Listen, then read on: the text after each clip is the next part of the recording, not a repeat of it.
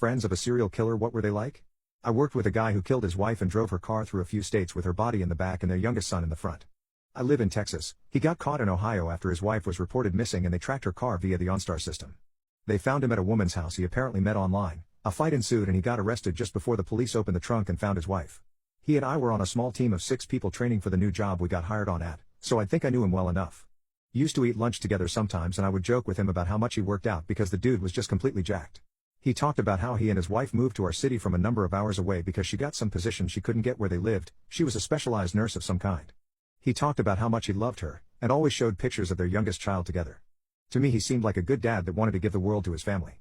Then I guess they started fighting after a few months of being here. He would come in slightly late, stare at the wall with a deadpan expression and wouldn't lighten up or talk to anybody until lunch. I took it as he just stopped being a morning person, but he talked to me and another teammate about the fights he had with his wife. Then the fights got worse. She kicked him out at one point and he was living out of his car, working out at the gym in our office at work and showering there as well. In the morning he'd often stare at the keyboard of his computer and wouldn't respond to anyone's jokes or comments. Coworker and I bought him lunch one day and he opened up to us.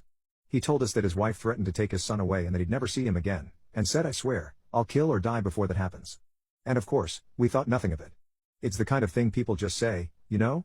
After this talk, we set up a group text where we'd share memes and bullshit videos. The last text I got from him was him telling us he needed to get out, and asking us to get drinks or something with him. Both of us were busy that day, so we couldn't.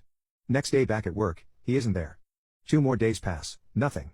I ask our trainer if he's heard anything, as he wasn't responding to texts, and the trainer gave me a look and said he couldn't discuss it. I found out what happened when I googled his name.